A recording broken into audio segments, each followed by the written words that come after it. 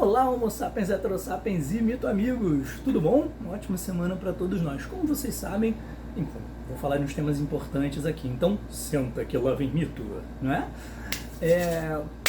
Como vocês sabem, eu trabalho já há muitos anos, né, com mitologia e alguns anos com psicologia analítica, que são dois meios onde pessoas que se apresentam como se fossem profissionais da área fazem muitas citações e afirmações completamente desprovidos da responsabilidade, né? Vocês me incluindo ali, da responsabilidade, né? De apresentar de fato pra gente, né? As fontes daquilo ali, né? As fontes muitas vezes são apenas vozes na minha cabeça. Pois é, né? Mas é uma questão de seriedade, ética e caráter, eu não me permito fazer esse tipo de canalice, né? Enfim, e aí por isso é que a gente, quando entra no meu Instagram, vai descendo ali e vai vendo um monte de quadradinhos com a foto do livro, onde você tem a página do livro, a citação do livro, quando dá até o parágrafo onde está aquela citação, junto com um textinho autoral meu, né, comentando aquilo ali, dizendo como aquilo se encaixa no meu trabalho, em cima de psicologia, em cima de mitologia e por aí vai, né? O que me incomoda muitas vezes é que na busca por e me incomoda real, tá, gente? Na busca por like, na busca por correr atrás de uma moda que dá o hype, que é a empolgação, né? Muitas vezes as pessoas que se dizem profissionais da área não se dão ao cuidado de perceber as consequências patológicas, psicopatológicas e afetivamente patológicas de verdades absolutas que são por aí divulgadas como se realidade fossem, não é mesmo? E aí quando você pergunta sobre fonte, aí você é o purista, enfim, já vou chegar nesse ponto. Enfim, executando uma espécie de manipulação afetiva para gerar hype, empolgação, que vai gerar like, que vai gerar visibilidade digital, que é confundida com credibilidade e conhecimento. Às vezes a pessoa tem muita visibilidade e não necessariamente tem muito conhecimento não, tá? Não necessariamente teve estudo ali atrás. Muitas vezes teve só uma injeção enorme de patrocínio e propaganda, e você acha que aquilo ali é uma grande autoridade no assunto porque apareceu 50 vezes para você. Às vezes não é o caso. Tinha que ver caso a caso. Tem que analisar em paralelo, porque essas coisas podem não estar relacionadas, né? O excesso de divulgação e a credibilidade não necessariamente deveriam estar conectadas como consequência uma da outra, até porque basta injetar dinheiro para que você consiga uma visibilidade. Credibilidade é outra coisa. Enfim, falando aí sobre alguns termos, né? Por exemplo, o termo arquétipo gera hype, gera like. Então, o que o mercado, né, completamente desprovido da necessidade ética, né, de procurar saber a que se refere o conceito arquétipo, né, o que ele faz? Ele lança o curso do arquétipo, arquetipante, arquetípico, arquetipal. Por quê? Porque o diabo lá do algoritmo já entendeu que o arquétipo gera hype, like, lucro. Então tudo vai ser arquétipo agora, ainda que isso estopore completamente a estrutura conceitual da psicologia analítica, que geralmente é usada como base ou como discurso de base para dar autoridade para pessoas que nunca leram Jung. E é muito caso, hein? É muito caso. Enfim, outro termo para sair do arquétipo é o termo ancestralidade. Usa-se o termo ancestralidade completamente desvinculado de qualquer estudo ou respaldo nas áreas de arqueologia e nas áreas de antropologia. Ah, Renato, mas o que tem a ver?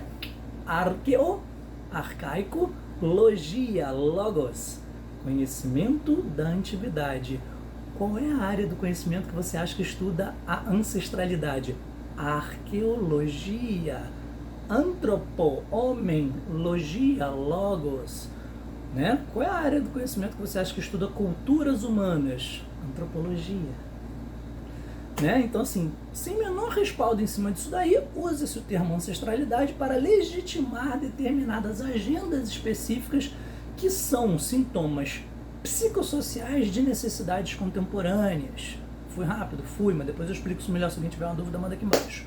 O que importa pra gente aqui neste momentinho né, quando eu pergunto sobre fonte, muitas vezes, para essas pessoas que afirmam coisas do nada, né, fazem afirmações escabrosas sobre Medusa, sobre Hecate, sobre um monte de divindades, né, mas afirmações que você fala, gente, de onde a pessoa tirou isso, né?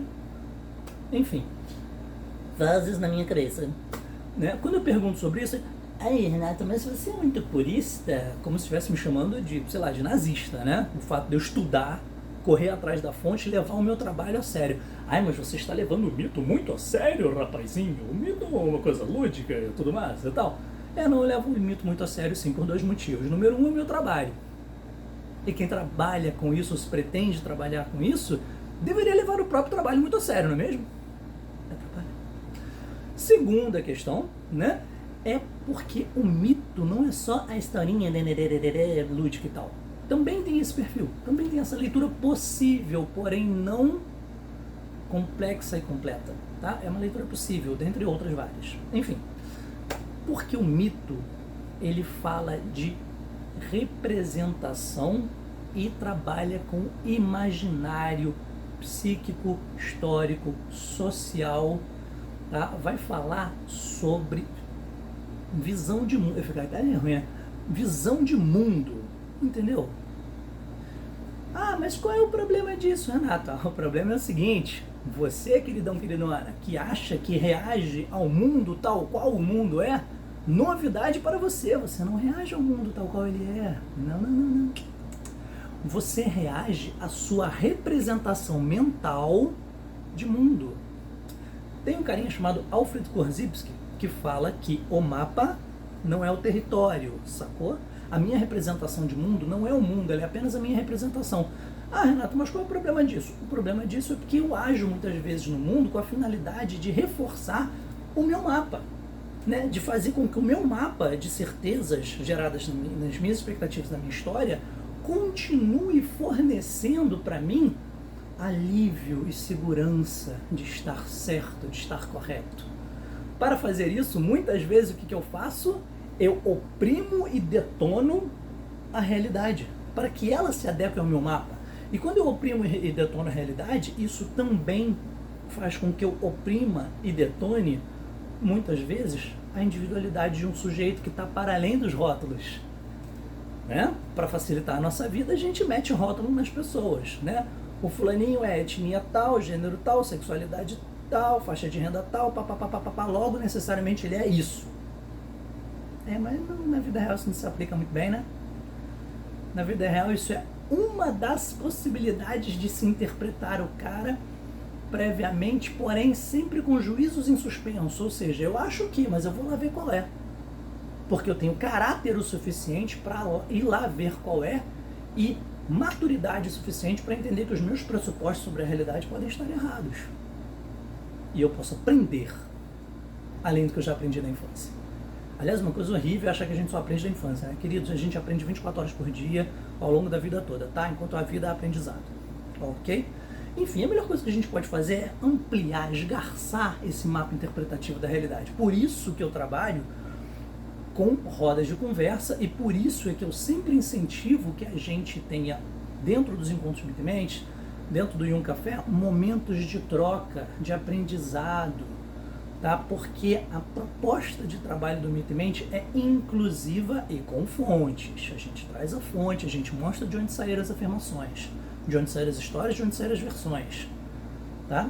E, além disso, a gente trabalha com inclusão, não com a proposta neoliberal, que é uma proposta neoliberal, tá, gente? De privatização do sagrado, tá?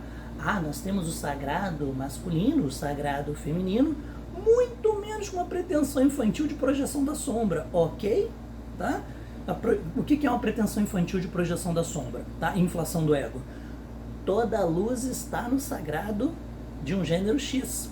Toda sombra está no gênero Y. Isso é cômodo para inflar um ego e gerar uma multidão de ressentidos do outro lado. Né? O problema é quando a gente gera uma multidão de ressentidos do outro lado, seja o gênero que vocês escolherem, tá? O mecanismo vai dar o mesmo. quando a gente gera uma multidão de ressentidos do outro lado, para conseguir fazer uma manipulação afetiva do lado de cá, gerar hype, like, lucro, etc, etc, ganhar visibilidade e dinheiro, né? A gente está reforçando patologias sociais. Quem se sente excluído dentro de uma lógica em que existe o sagrado exclusivo do gênero tal, seja ele qual for, tá? Da sexualidade tal, da etnia tal, existe o sagrado exclusivo, VIP, gourmet, né? Quem se sente excluído do VIP gourmet, etc, etc, etc, né? Geralmente vai ficar como? Ressentido, deslocado e vai se unir a outros ressentidos, deslocados, etc. E quanto mais... É a lógica da concentração de renda, tá? Quanto mais rico fica, menos gente rica tem, e aí mais pobre tem, né? Sim, é uma lógica social também envolvida na mesma dinâmica, na mesma psicodinâmica e na mesma dinâmica cultural que está na interpretação de mitos hoje em dia por muitas pessoas que se dizem profissionais da área e querem cercear, fazer um cercadinho, tá? Do sagrado, do que atende à minha demanda, né? O sagrado que massageia o meu ego, o sagrado que dialoga com o que eu quero ver, com o que eu quero, com o que eu aceito observar. É uma visão bem infantil, típica, aliás, da formação de sujeito do neoliberalismo contemporâneo, né? O neoliberalismo contemporâneo precisa que a gente seja bem infantilizado, porque quanto mais infantilizado a gente for, mais carente a gente é. Quanto mais carente a gente for, mais a gente vai comprar coisas difusas, aleatórias, para suprir essa carência, para acabar com essa ansiedade, para diminuir essa coisa ruim que o mercado mostra pra gente, que a gente está eternamente inseguro, incerto. Meu Deus do céu, como vai ser amanhã? Guerra mundial, não é? Pois é. E aí algumas pessoas se aproveitam dessa carência difusa para vender determinados pertencimentos, determinados exclusivismos, né, que são patologizantes, socialmente patologizantes, tá? Emocionalmente patologizantes, tá? Quando alguém chega para você e diz, você é uma deusa, você fica com... Primeiro que a imagem cristã de deusa, né, já faz com que você jogue para cima, né, a expectativa, porque o Deus cristão, pelo menos do Novo Testamento, né, ele é pura luz, sem sombra, tanto é que a sombra vai parar lá no diabo, né, porque ela tem que estar em algum lugar. Enfim, e aí o você é uma deusa gera uma ansiedade enorme, expectativa enorme para que aquela pessoa seja infalível. Ela não pode ser contrariada, ela não pode estar errada, ela tem que sempre vencer e tal. Cara, quando isso bate de frente com o mundo real, é uma frustração absurda. E aí a gente tem sim que ter caráter e responsabilidade para observar que quando a gente está, enquanto profissional de mitologia, tá? Ou se dizendo profissional de mitologia, dizendo você é uma deusa, né? A gente tem que assumir que estamos sim gerando frustração, estamos sim criando uma expectativa inalcançável, tá? Que vai colaborar com certeza, tá? Para grandes mazelas sociais que a gente tem, que são depressão, suicídio, tá? Então a gente tem que trabalhar com responsabilidade. Por isso que eu levo o mito muito a sério, porque eu vejo o quanto ele influencia na nossa sociedade e o quanto ele influencia na saúde das pessoas. Entender o mito não é inflar o próprio ego dizendo eu sou a Apolo, é entender que dentro da minha mente existe o Olimpo inteiro, deuses e deusas, independente do ser homem, ok? E que eu devo reverenciar a todos eles, tá? Ou seja, eu tenho que dar espaço para o meu momento atenar, que esse aqui, por exemplo, indignado com um monte de injustiças que são geradas por maus profissionais, né? Eu tenho que dar espaço para o meu momento Poseidon, de deixar as coisas diluírem, passarem eventualmente, né? Eu tenho que dar espaço para todos os meus momentos. Para o meu momento Artemis, quando eu vou dar uma pedalada na rua, relaxar, largar o celular, viver uma coisa na natureza e tal, né? Para o meu momento Deméter, quando eu estou curtindo lá, cozinhar com 1000 cereais que eu adoro, me nutrir bem, me alimentar bem, entender que meu corpo também é sagrado, né? Enfim, era isso aí que eu queria falar pra gente. Ficou meio zoado, né? Ficou meio no improviso, mas o que importa é: perguntem sobre fontes, leiam as fontes, busquem as fontes, duvidem, tá, de profissionais que trabalham com sagrado manco. Só um lado, só um gênero, só uma ideia. Duvidem de profissionais que inflam muito o seu ego, né? Porque todo mundo quer ter o seu ego massageado, todo mundo tem algum tipo de carência específica que, uma vez alimentada, vai fazer com que a gente se sinta feliz, quentinho, almofadado e tal. Não, mas se isso daí depender de uma compra, for vinculado a um produto, suspeite, tá? Esse agora é o meu lado Hermes, dizendo, né? Fica ligado, né? Há aí uns interesses que você tem que levar em consideração.